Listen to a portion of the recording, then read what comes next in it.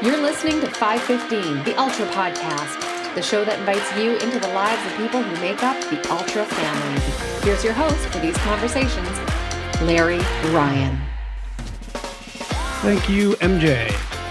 I'm sorry to say that my 520K Canada Athlete and Profile segment with Juan Andrade has not been recorded yet. But I do have a great conversation with Feisty Fox coach Shangrila Rendon as my Ohana guest today.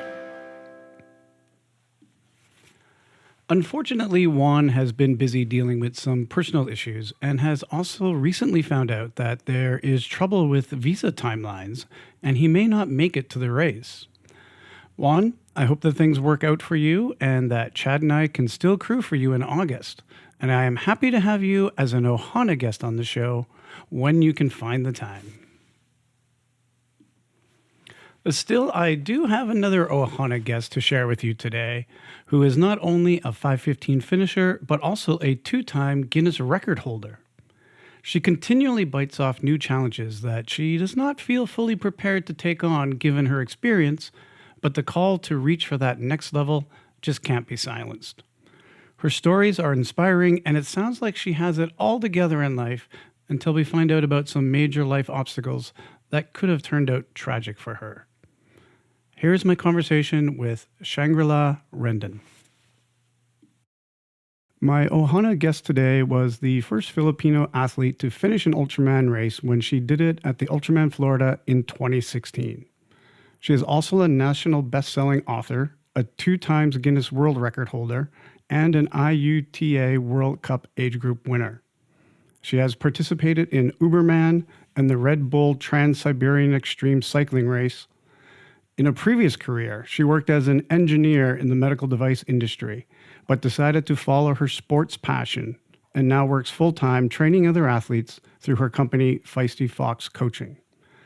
Joining me today is Shangrila Rendon. Hi, Larry. Thanks.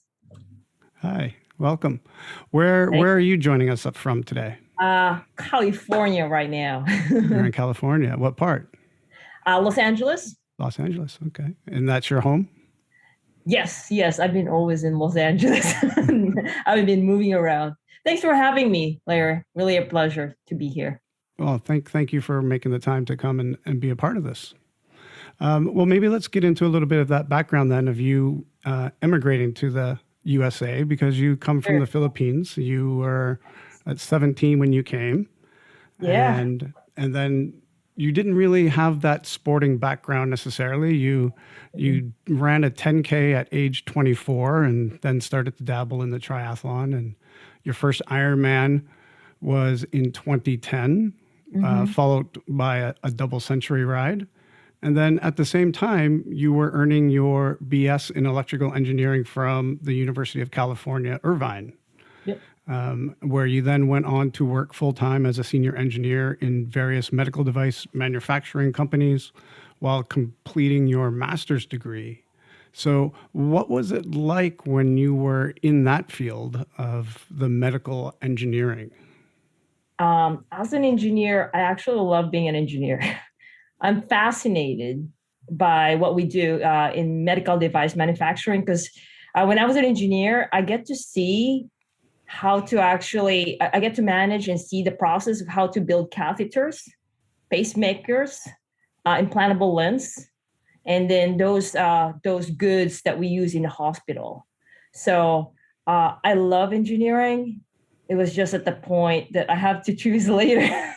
So I love it. And then it was pretty hard for me because I was working full time and I was at the top of the company wherein there's a lot of demands, high demands.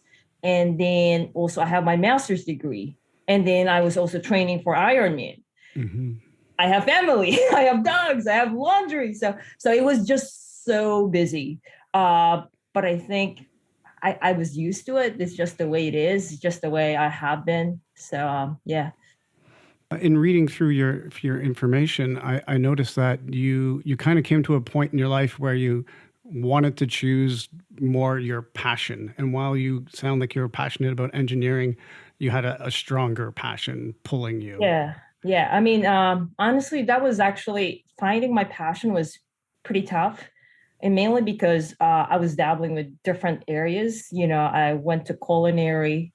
I actually quit engineering to go to Le Cordon Bleu, and I work in the restaurants. And then also I did quit again engineering and went to, hey, I want to go for Masters of Fine Arts. So I also took like yoga instructing. So I was trying to find like my passion while also at the same time doing triathlon. So, but then the triathlon is just my love for it. It just keep growing and keep growing. Finishing the Ironman, getting into it, even though it was hard. It's something that it was challenging me, especially, well, the distance, balancing time, and then of course the swimming, my nemesis, which was for a while then. So yeah, so I just basically also learned how to swim, bike, and then the run is I was just finishing for medals. So it became the thing that was clearly your biggest passion that you needed to follow. Yes. Yes, because that's what I know what to do. There's nothing else that's just easy in terms of the schedule. But yeah, even though it was hard, I guess because the challenge of it, like learning it was, I'm being drawn to it. So I just keep doing it. And other people, like, they're asking me, because I kept racing, and then like, what are you doing? You're making it as a career. And then I'm like, I'm just racing because I like it. So yeah. Well, since this is the 515 Ultra podcast, I would like to start with talking about some of your experiences racing the Ultraman distance, and then we'll get into some of those other amazing accomplishments that I mentioned in the opening. Yeah. Shortly after making this important life decision of yours that you're going to make this your career, you got in contact with Coach Chuck Kenemy from Ultraman Florida about training. And what was your goal at that time? Was it you're thinking, oh, I want to become pro now? Or was it just a complete Ultraman? Or what did you and Chuck discuss about kind of your goals moving forward? Honestly, it was, so I finished the full Ironmans, and just the Ultraman is something that I've heard. So it's like more of like my Everest. It's like right there. It's because I already completed the Ironman. I'm like, what else is out there? I don't want to be part of it. And just being accepted, I felt like amazing.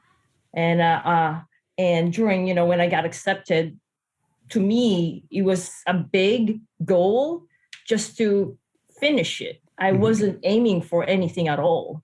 But training for it actually transformed me, because to me, it was such a big thing to me that I felt like I had to work so hard and then change my lifestyle to toe the start line. Mainly because, and one of my fears then was the swimming part. At the time, I've only finished 2.4, and I didn't even know much about it. I was still scared.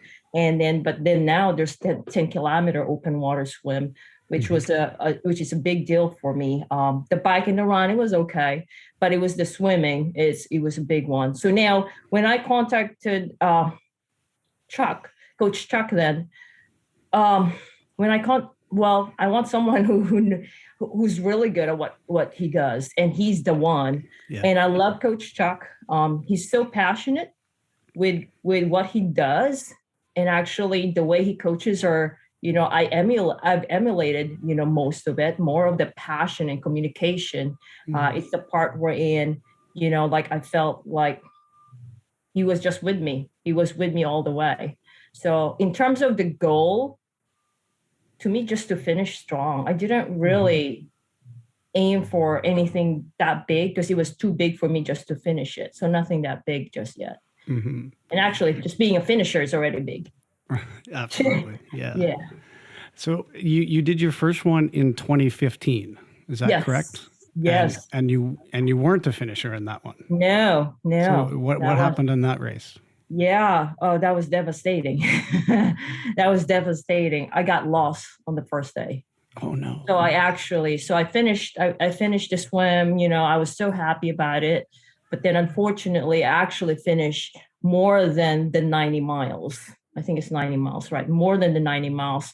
I think I finished almost a century. So I got pulled when I only had 4 miles left. And it was bad. It was It bad would be that year. devastating. Yes. It Oh, was, it was. And then, I went to the hotel. I was just crying. I'm like, what's going to happen? It's DNF, after all this effort that I've done. And, but then I told my support crew, all right, tomorrow we're still going to show up, even though it's DNF. And yeah, it was one of the hardest things that I had to do to show up and still be okay and still, go on, even though there's a DNF on my name, right. even though like I finished more than the distance of all the finishers. He was so bad. But then you know what? I showed up honestly, and I'm having goosebumps. I showed up because I felt privileged. I felt privileged in a way that I would be surrounded with this Ultraman athletes all around the world, and just being one of the selected few to be part of it. Mm-hmm. I'm like, you know what? Just bike. And I actually had a great time. I think my time, if I remember correctly, it was 10:15. And then day 3, even though I had DNF, I was actually the first female who crossed the line of the 52.4 miles on day 3. Oh, yeah. But it is still DNF. But to me, it was yes, it was hurt. I was hurt. But then, if I look, I said, like, you know what, I finish it, I'm going to go back. And that's why, I continue with Coach Chuck. It's got to get done. Yeah. And then didn't you go and do a double Anvil shortly after that? Oh, yeah. Yes, I did. Yeah. I tell you. I guess you had so much training built up that it was just. Actually, I shared that to Suzy Degazon then. I said, like, I'm going to do that Ultraman, and I'm scheduled for double Anvil to 2 weeks after that. And she was like, are you crazy? And then, but I already signed up. So I did. That was double Anvil, Florida. Oh, and 2 weeks. So basically, I did the 2015 Ultraman Florida. Mm-hmm. Went back to work, recovered during work for a week, and then flew again to Florida. And, like having all this baggages, mm-hmm. and, like, I don't know how many baggages I had, but also I also had a problem because my one and only support crew for Anvil, Florida, which is Vineta, she injured herself. Oh. That only happened on the same week of double Anvil, Florida, when she can't walk. So I didn't have a crew. So it was like back to back. Just bad things happening at big races. Yes. And, everyone's saying, why do you still have to go? You have to just rest. I'm like, but I already bought my plane ticket. I'm trained. And you know what? So I text message everyone. Mm-hmm. No chance. But the last night before I flew next day, I was still going for it, even though without a support crew. The night before I flew, the race director said, we got you a support crew. So I met my support crew the night before my race. That's good. Yes. Got people in the community coming out to help. Yeah. So they were great people. It was really good. Yeah. So you do go back in 2016 and you become the first Filipino athlete to finish an Ultraman race. You placed 3rd overall for the females at that race. Did you feel like part of what you were doing was not only for you, but because you were the first Filipino doing it for your country as well? Yeah, it was very emotional. Mm-hmm. My parents came also. I have my support crew. I was very emotional because I missed, the official finish. So that's mm-hmm. one. And the other part is because I was representing Philippines also. Mm-hmm. So that was huge to me. It was it was really just special. Yeah. And of course you went on to race the World Championship in Kona as well. Yes. That one too, 2018. That was 2018. Mm-hmm. It was tough because I was going back and forth in terms of engineering. So I was engineering, coaching, and then just training. I was just so busy. I didn't think that I trained enough to that. However, I know I was already happy just finishing 10-kilometer open water swim in the ocean because yeah. And I was, like at the ceremony, I said, you know what? I was already a winner when I finished the 10-kilometer ocean swim. That's a tough swim. Yeah. Yeah. Because I didn't know how to swim, it was only like, I think 2009 when I learned how to swim. So it's not that long ago to me. And just by, just during training, just thinking about the ocean, it was too big for me. But it was, again, it was an amazing experience because it was in Kona. It was Ultraman World Championship. And I never would have thought that I would be part of it. It was hard. It was hard and it was rainy. It was a great experience as well. Excellent. Now, you've also gone on to do some other pretty epic races since then. It seems like you just keep building on to the distances, and some that many people have never attempted or might not have even heard of. One of those being the Red Bull Trans-Siberian Extreme, which bills itself as the longest bicycle road race in the world. It has 14 stages over 5,700 miles from Moscow to Vladivostok. Vladivostok. Yep. And it goes through 7 time zones. It's so long. When you did it, there were only you and one other woman who had signed up, and you were the first two to attempt it. So can you tell us a little bit about that race, how it works, what the stages are, and just describe that race for us? It was an epic race. It's a big race. I was so nervous and actually but excited at the same time because I was one of the first 2 females. To me, it was big just looking at the map, going from this area to this. And it was one of those big distances. And I was training so hard about it. But actually, when I was racing, it was so hard because of the seasons. It was from very humid, very hot, raining, cold. And a lot of it, there were times, like there were some stages wherein there's no sleep at all. And there's no sleep at all. Or sometimes we would actually wake up, like start at 10 p.m., pitch dark. And I was riding with, I call them animals. Because, I just started all this. But these athletes, I was racing with a champion of Race Across America. A world record holder. So there's eight really strong athletes, male, and there's another female athlete. Just the first three stages, I was left alone. I was the only female left. Okay. Because the other female already was gone. So she was already dropped out of the race. Yes. On I think a third day, if I remember it correctly. It was 2017. Yeah. So I thought it was such a big deal because I felt like I was representing females, women. Yeah. And then I was racing with all 8 males. But to me, what I had to do, I just put my head down and ride. It was hard in a way also. The roads of the course, it was not that great. So there's a lot of construction. There were a lot of trucks. I saw a video. It looked like there was just it looked like a trucking road that you had to navigate through. It is. And also just kind of unsafe, actually. The drivers also. I mean, it was raining but there will be trucks just rushing through and I'll be at the side and it was raining, and it's only one way. Yeah. So, or for example, I would be here and my support will be here. And then even though we are on the right side, there will be cars on my right side and left side overtaking. Or there will be construction here that I have to maneuver, do something about it. But it was so hard because it was back to back. And even my support crew were just tired. I lasted up to 10 days, just waking up. The hard part is because it's stages, so I wasn't getting enough sleep.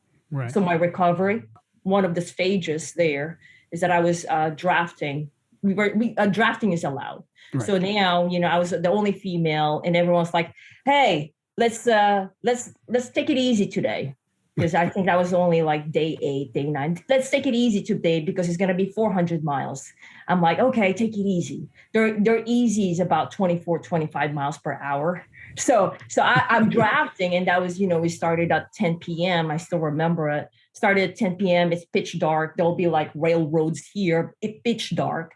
I didn't want to like lose the draft because I didn't want to lose them. I don't want to be alone. So one of the things that I had to do was just to be braver, and then trust my guts, because it was dark and there's railroads, and I know any accidents can happen, but I can't leave them.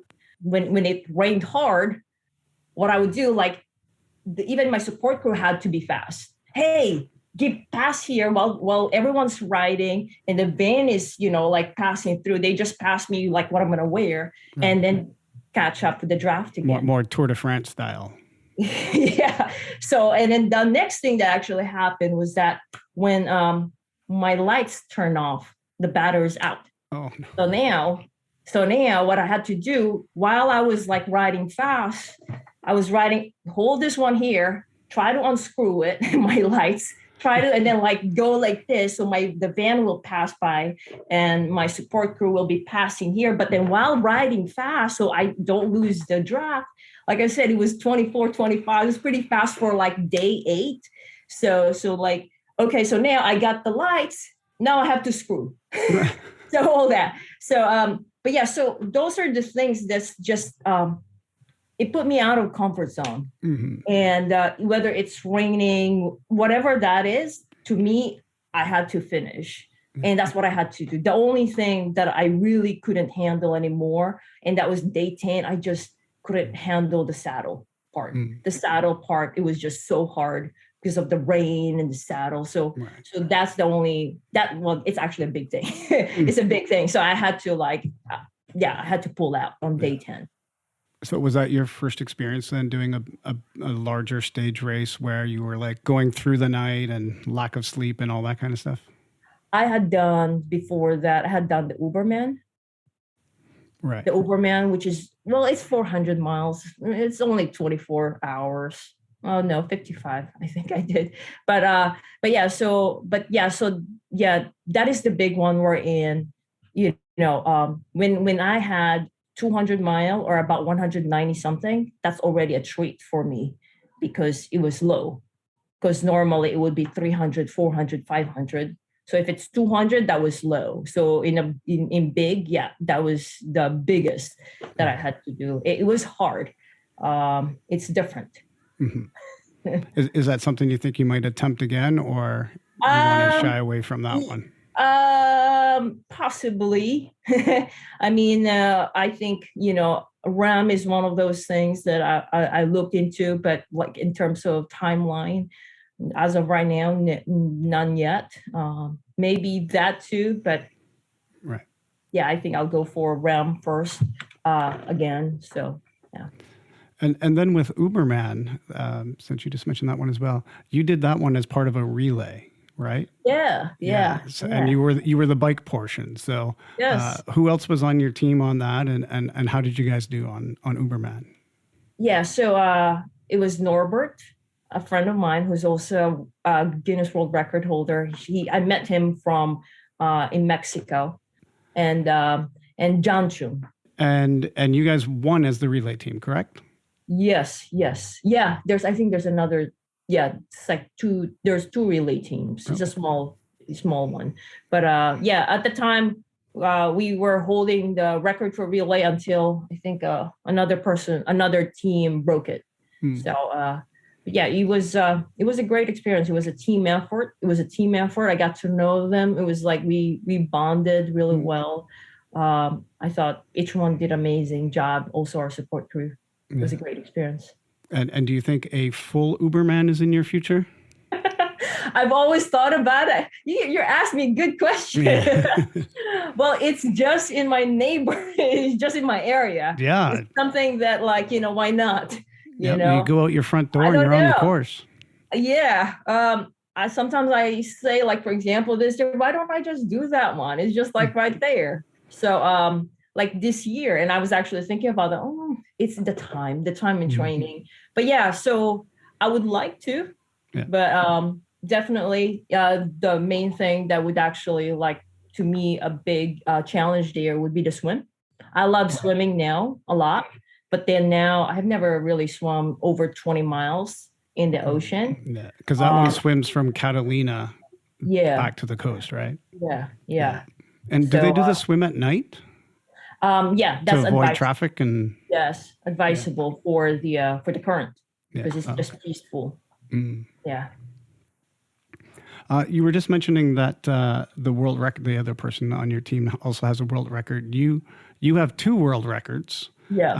The first occurred in 2015 when you were the fastest female to complete 5 Ironmans in 5 consecutive days. Yes. Where did you do that? So that was in Mexico. So it was 5 Ironman in 5 consecutive days. So after I did the 2015 Ultraman Florida, I did the 5 Ironman in 5 consecutive days. Was that 2 weeks after doing the double Anvil too? No. I had a break. So, I still saw myself there, like really a novice. And when I showed up in Mexico, honestly, I was already happy. Again, I was coming from my humble beginnings. Like I look at the people, I look at the athletes, I'm like, oh my God, they're here. I've been following them. They're my idols. Because those who showed up, they're world record holders. And to me, in my eyes, I only finished 2 Ironman, which is the double Anvil.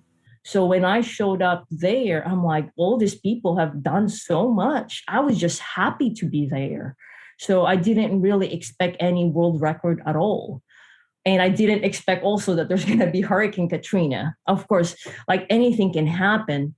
But everyone was like, why are you smiling? I said, like, because I'm just so happy to be here. I'm racing with you guys. I'm just a novice here. So, but I was still not good in swimming. I don't think so. Because, I don't know. I guess I just didn't think that I was capable.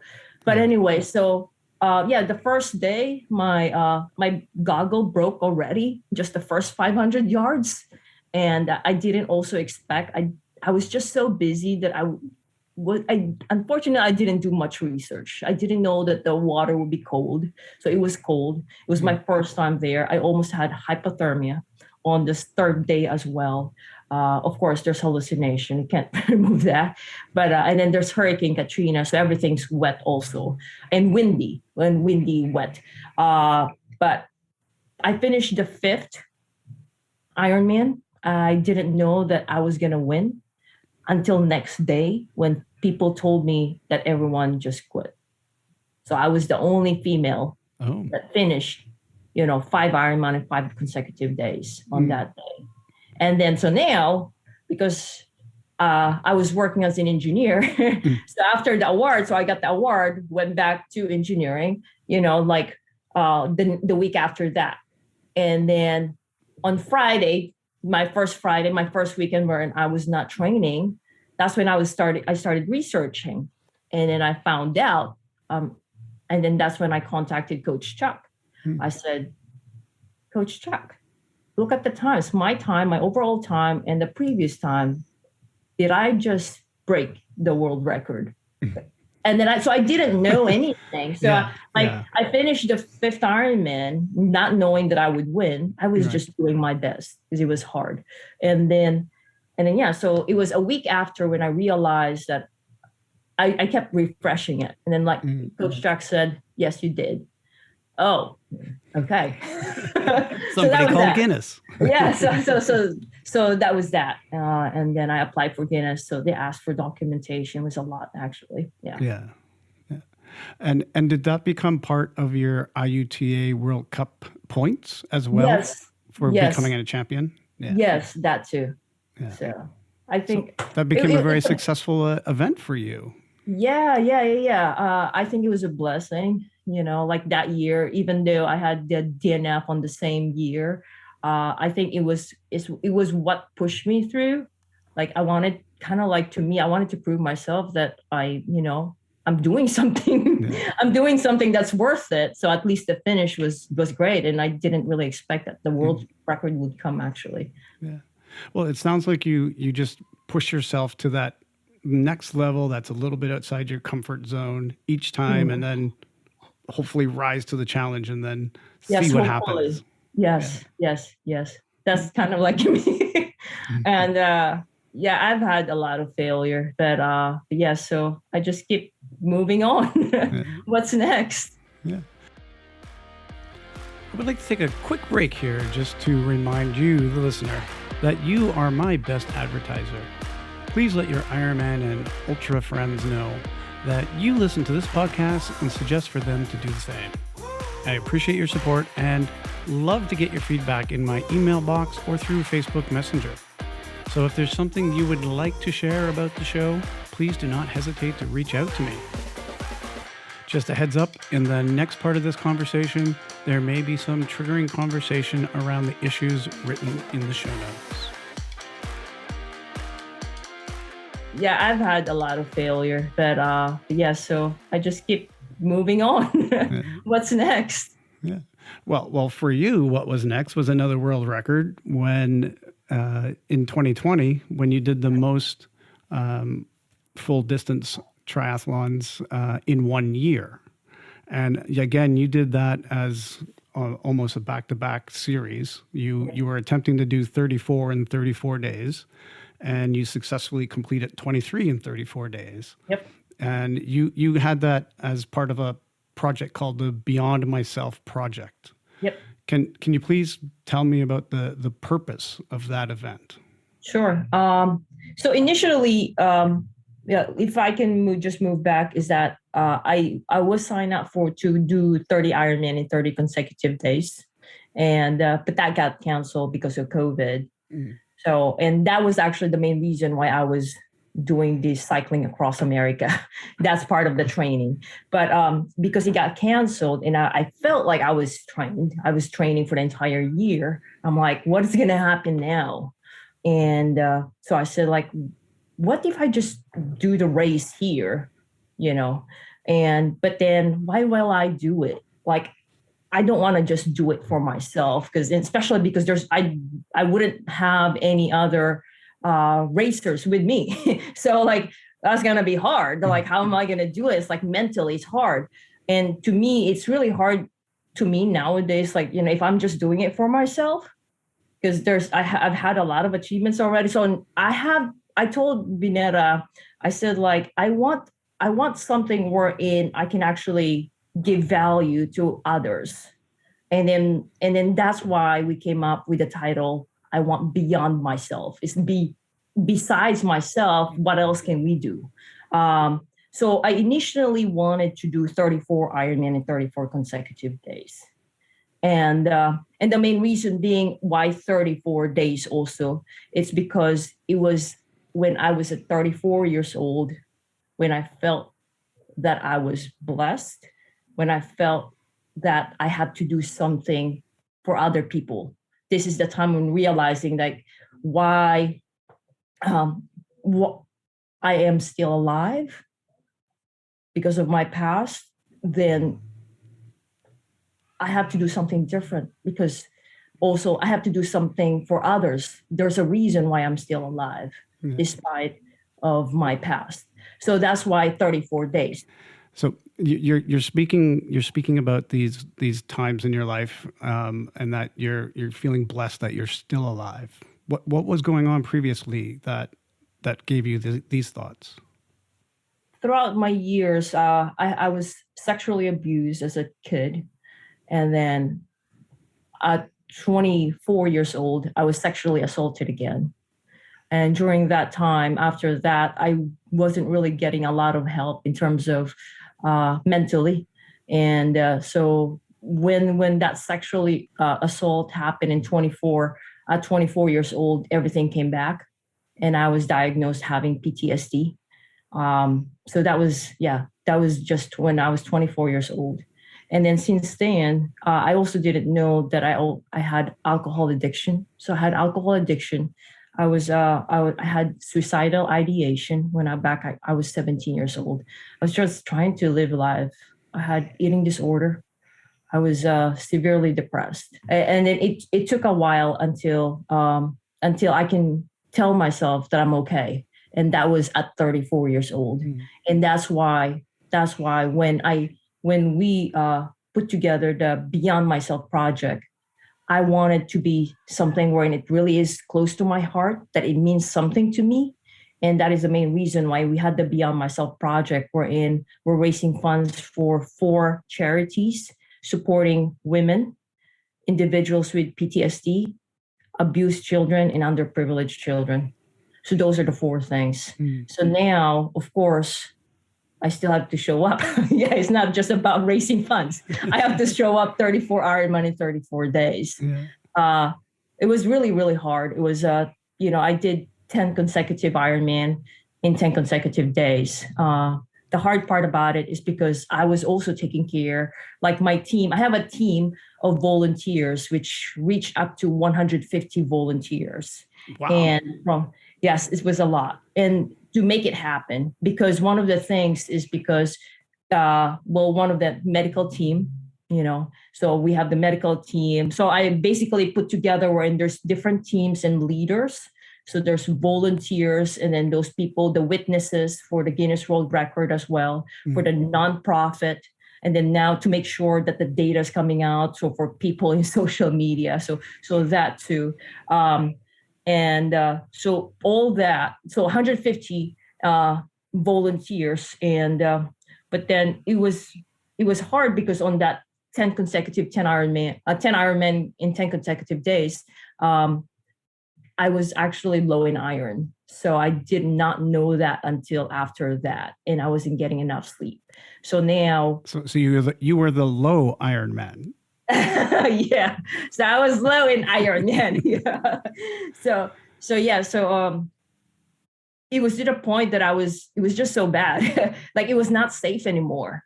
Like it was on day 11 that like I was looking for something, but it was like, for example, I forgot my helmet. I forgot to strap it while riding my bike, or like I was looking for my goggles, but it was just in my head. So those little things that just like, I'm not myself, like something's going on.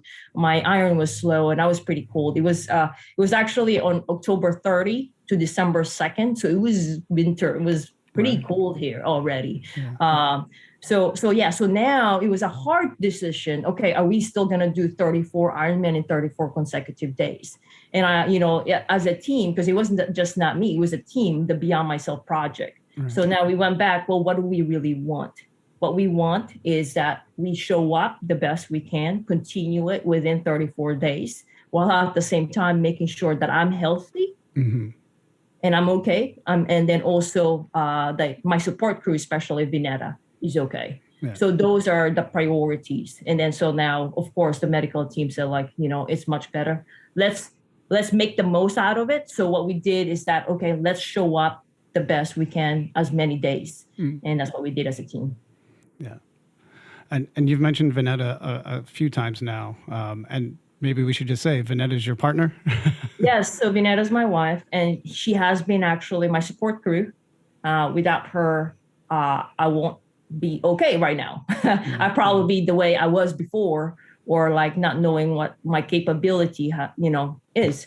And she was actually in my first Guinness World Record. She was my support crew as well. On my second, on my Red Bull Trans-Siberian Extreme. So all the crazy race or Ultraman. So she was there. So Vineta's been there, support me a lot in everything. Now, I'm just putting together the timeline of what you mentioned earlier. So you were 24 when you realized you had PTSD and stuff like that. This is the same time you're doing all of your schooling, is it not? Or starting your job. And it sounded like that part of the story, everything was put together and you were super busy in your life and training for races. But you had this other side that was going on. I'm having goosebumps because it is true. So there's like 2 sides of me. One side, because people didn't really know about how things are. I don't know. I don't remember. I think I only told everyone in the Guinness World Record. I think that we're in every, like, I was really a mess. I was really a mess. But what other people thought was only the facade, wherein I was doing my master's degree. I was at the top of my level in my engineering. Yeah. Or like I was racing Ironman, but inside it wasn't really nice. Right. I was drinking. Yeah. Or I was having eating disorder, or I was seeing my therapist, my psychiatrist. So it was just trying to live daily each year. Yeah, so that's why when at 34 years old, like I'm like, wow, I'm okay. So it was such a huge thing that, because before I was more defensive, like someone's gonna hurt me. But then like when I realized, yeah, I'm okay. I got to do something different for other people, because the way I was back then, there could be others who's like showing the facade that they're okay, but inside them, they're not. Right. So that was really what pushed me to go through. Even though like on Beyond Myself project, people are saying, you're not trying, you're not ready, or like, hey, it's COVID, don't do something like that. Or like, you don't even have a pool. You don't even, like, a lot of like, you don't have any, this is not the right time. Right. But to me, it was COVID, when the COVID was at peak and a lot of negativities. And I told Vineta and the rest of the team, I think this is the time that people need the most in terms of having a positive environment. And I'm going to show up. I'll do my best. I'm not sure how I'm going to last, but I'm going to do my best. And it was hard. It was hard. Yeah. Like one of the things that was hard was that the heater on our RV broke down. So I was having cold shower on each of my marathon. And, like those are just one of them besides the rest of that we had to experience. Mm-hmm. Yeah. And that wasn't even the only challenge you did that year. So was it prior to that that you did the ride across America? You're making up your own RAM now, like. So that's yeah. Well, I did actually V Everesting and double V Everesting as part of my training for the 30 Ironman in 30 consecutive days, which is a race. And then I was online and I saw this, it's called CRAM, with Seana Hogan, who's a record holder. And she said she's doing this tour, or, we're riding from Borrego to Savannah, Georgia. So that was July, which is summer. And I'm like, okay, it's perfect timing. It's perfect timing. It's good training. Right. And I've never done it. And I know I wanted to do a race across America, but I think this one is more fun. So we did it for 18 days. And what's amazing about it is because when I started when I just started riding my bike, which was only 2009, that's when I learned how to clip on clip. I already know Seana. I was following her when I didn't know how to bike then. And then now this is Seana, who's a Guinness World Record holder as well, who's like a race across America, like champion. I'm like, oh my God, this is amazing. I got to go there. So to me, it was like, it's my idol and then my training and across America. So this is something that I can't, let go. So I decided to actually sign up for it, contact her, and I only had like 6 weeks to prepare for it.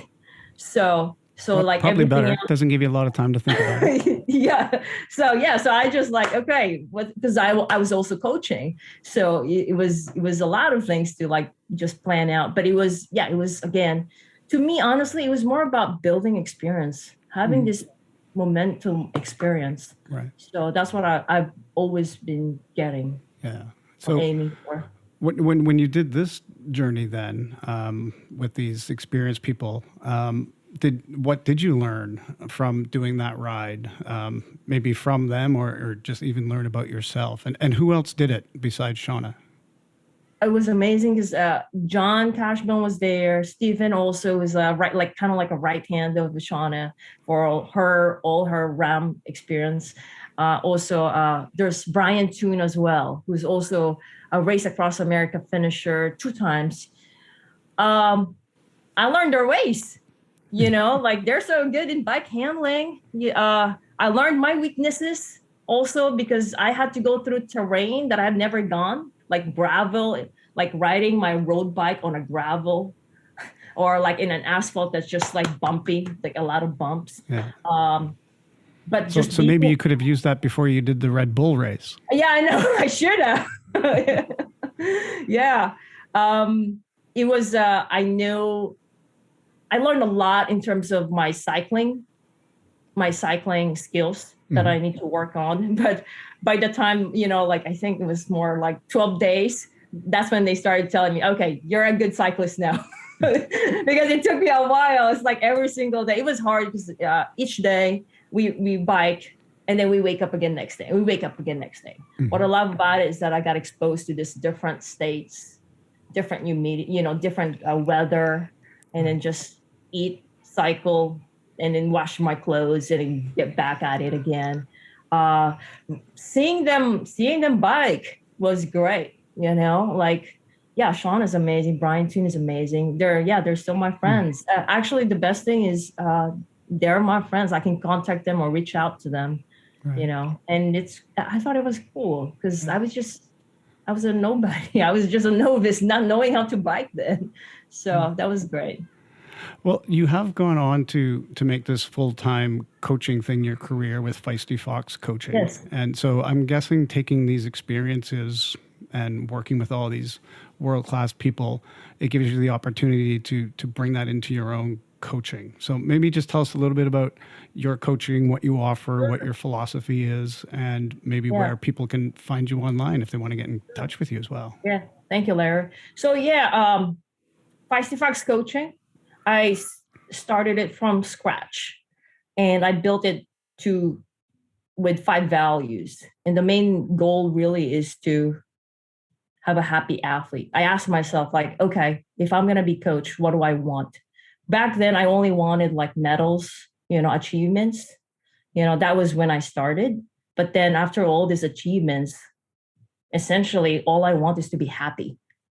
So now I built the Feisty Fox Coaching with 5 values: result-driven, injury-free, longevity in training and racing, balance in life, and optimal health. And we help busy high achievers all over the world who, despite whatever their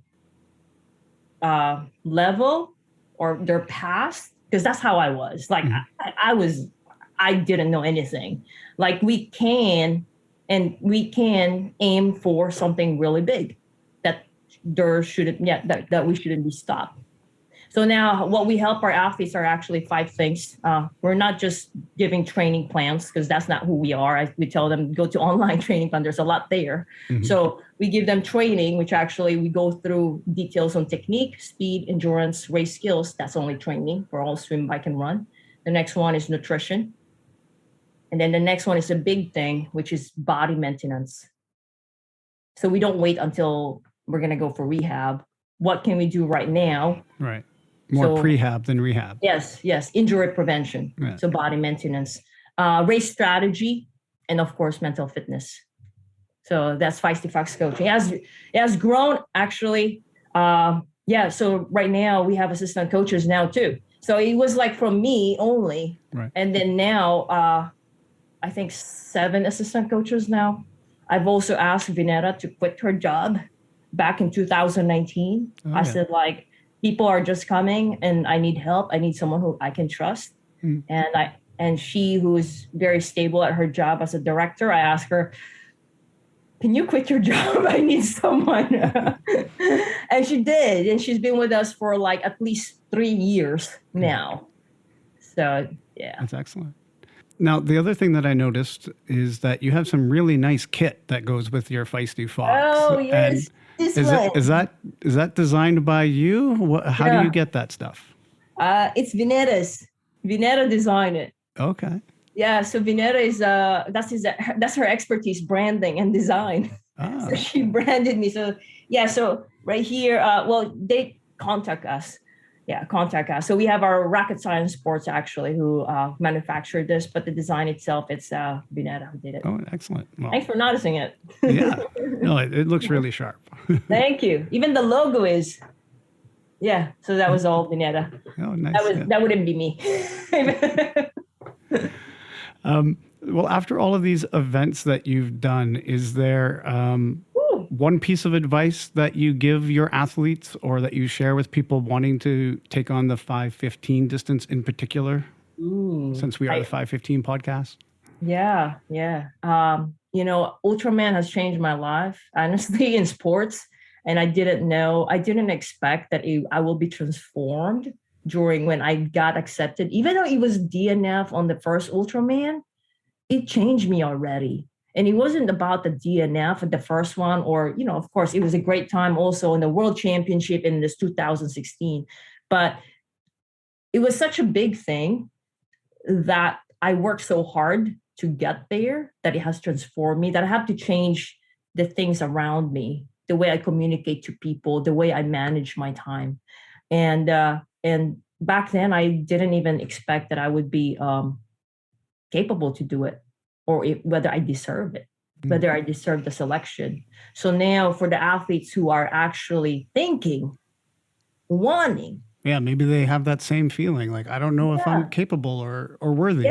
Yeah, because I was there. I mean, I didn't know how to swim. I only finished 2.4 mile only. But that's big for others. But that was it. And 10K, that was big. What happened was that it was just the Ultraman was there. What I did, I signed the application, gave it to God, gave it to the universe, and let it happen. At least I did my part. So now if you are one of those who's actually, wanting or thinking doing it, my suggestion, if that's what you really want, that's what your heart desires, is going to come back to you every time you think about it. Don't hesitate. Just let it be.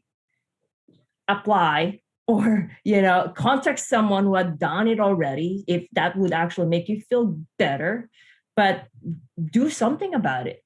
One other thing that I want to touch on is that you're not busy enough, but you've also become a best-selling author. Yes. What is your book about, and why is it that you need to write a book in addition to doing everything else that you're doing? So that actually also happened 2020. So it's $1 million story. So I was part of amazing authors. So I was one of those contributors there. And it was on that particular book, what my part there is basically the message that I wanted to bring is why be average when you can be your best. So then... And that's your tagline, is it not? Yes, why be average when you can be your best? So, so I share there of like what are the steps that you can actually do to be your best? How can you? And then actually more of like helping you out to find a way to be that person. Because I was average then. Not anymore. I try not to. No, I can't be average. It's just not me. Sorry. So this was just in the news, so I'm going to bring this up. You were born in Manila in 1981. Yes. And that was kind of close to the end of the reign of President Ferdinand Marcos Sr., yes, whose government got overthrown by the military. But now recently his son and namesake, Marcos Jr., Ferdinand Marcos Jr., just won the election in the Philippines. So what, if anything, do you think about that recent election? So I still remember I was a kid when that dictatorship was there. So it was pretty bad. It was not good. And when I saw that Marcos Jr. was winning, I'm like, oh, and everyone else are like that too. When finally, oh my God, no, oh my God. Honestly, I can't say much. I don't conclude that it's going to be like the Marcos Sr. because it's the son. So what? He has his own principles, but it doesn't mean that he's going to do the same thing as what had happened with Marcos Sr. So I say, like, let's see how it's going to be. I mean, all the other politics there, they say something, right, and something else happened, or something else is good, right? But with Marcos Jr., then let's see. I think it's more of like the fear getting back to the past, but that was past and it was another person. So my hope is that it's not going to be like that, because I do have friends and family there. And of course it's Philippines, it's my homeland. And I care a lot about Philippines. So I hope not. And all I can do is pray. Well, sorry for throwing that curveball in Yeah, I there, know. but it's Yeah, in the that's news right now. Yeah. So do you have anything else on the horizon as far as big events that we can follow? No, I have not committed to anything yet. Okay. I would like to, but it's just the coaching is taking a lot of my time. I've thought about World Championship Kona, come back to it, finish it. It was really hard that time. Those are my plans: World Championship Kona, or racing across America, or Uberman, a solo. So far, those are the ones. And then, but this time I want to do well, or maybe come back to Ultraman Arizona, Ultraman Florida, come back to Ultraman Florida, or do the Ultraman Arizona, which is near me. But as of right now, I have not committed anything yet. Okay.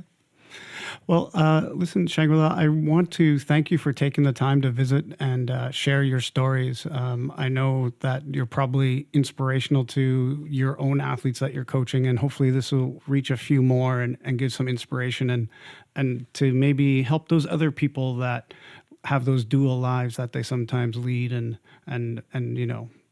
keep pushing ahead the way you have done. So thank you very much for sharing your stories. Thank you so much, Larry. Thank you, everyone. Hey, if you liked what you heard today, please tell a friend and be sure to subscribe wherever you get your podcasts. We'd appreciate it if you'd rate and review the show while you're there. Drop the names of the people you think we should interview and we'll get in touch with them and make that happen. Thank you for listening to 515, the Ultra Podcast, a production of 55 Enterprises.